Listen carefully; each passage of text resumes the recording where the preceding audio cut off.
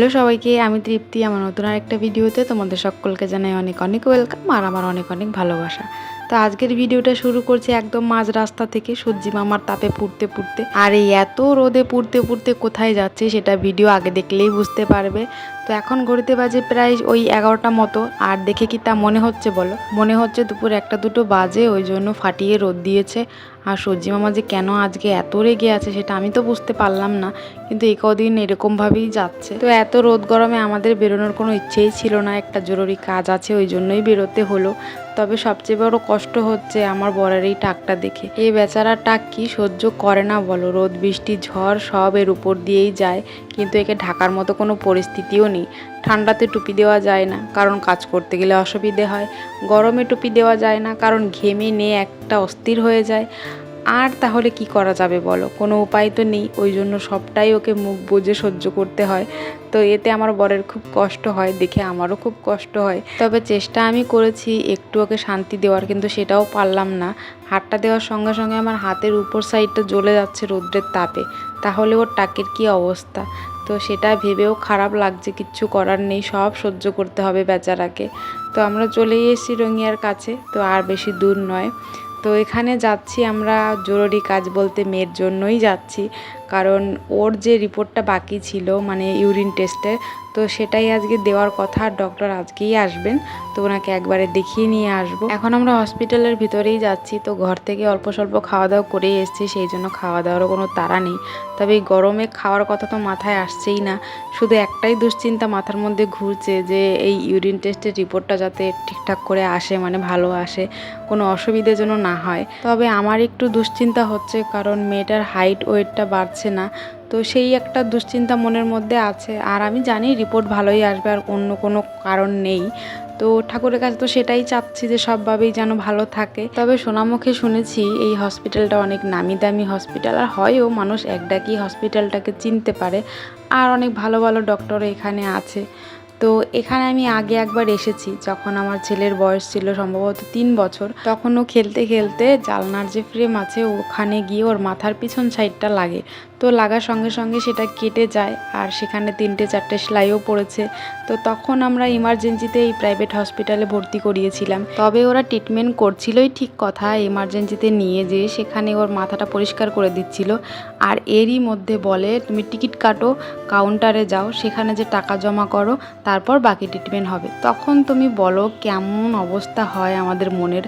আর তখন আমরা শুধু 2টো মানুষই ছিলাম, আমাদের সঙ্গে কেউ ছিল না। মানে রীতিমতো আমাদেরকে এত দৌড় করিয়েছে, একবার ওষুধ আনতে পাঠাচ্ছে, একবার কাউন্টারে পাঠাচ্ছে, একবার তুলিয়ে আনতে পাঠাচ্ছে, মানে খুবই কষ্ট দিয়েছে।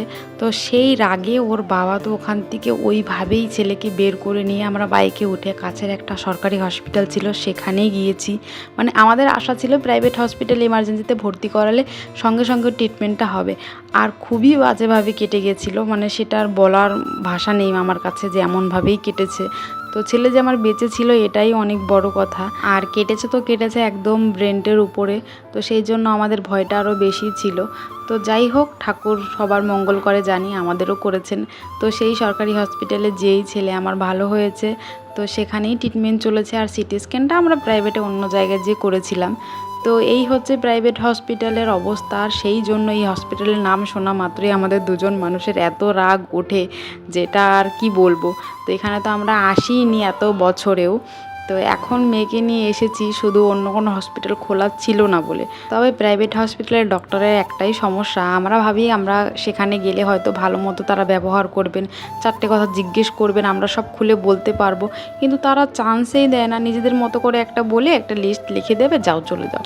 তো এটা আমার খুব খারাপ লাগে। তার থেকে সরকারি হসপিটালের ডক্টরদের ব্যবহার অনেক ভালো। আমি তারপর থেকে ছেলেকে আর কোনো প্রাইভেট হসপিটালে নেইনি, যতবারই ওর যা হয়েছে ওকে সেই সরকারি হসপিটালেই দেখিয়েছি।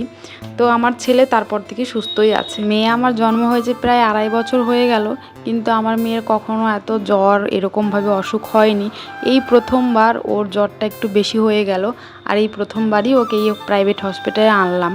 তো ওর জন্মের পরে আমি কোনো হসপিটাল নিয়ে যাইনি, জ্বর হলেই ফার্মেসি থেকে ওষুধ আনিয়ে খাইয়েছি, কমে গেছে। তো এই প্রথমবার। তো তো যাই হোক, মেয়ের কিন্তু অসুখ বিসুখ কম হয়, কিন্তু ওর ওই হাইট আর ওয়েটটা নিয়ে একটু টেনশনে ছিলাম। তো সবটাই ঠিক আছে, আর ইউরিন টেস্টের রিপোর্টও বেশ ভালো এসেছে, কোনো অসুবিধে নেই।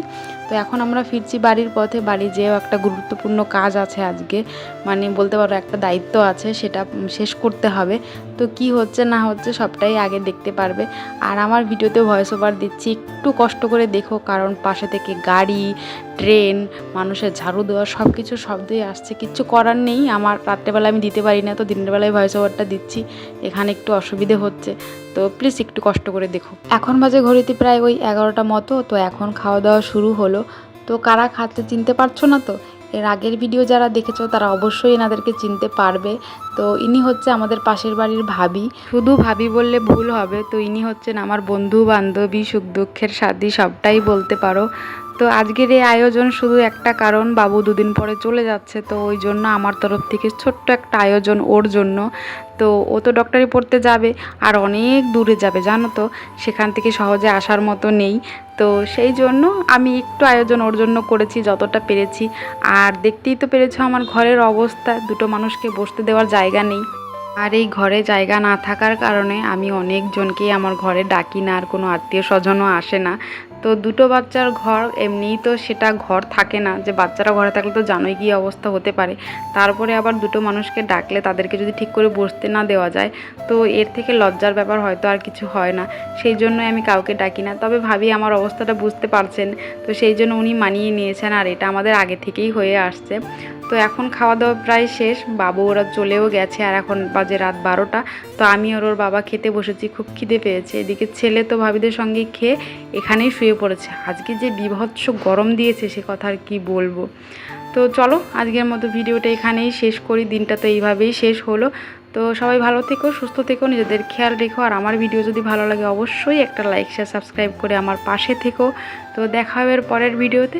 চলো টাটা অ্যান্ড গুড নাইট।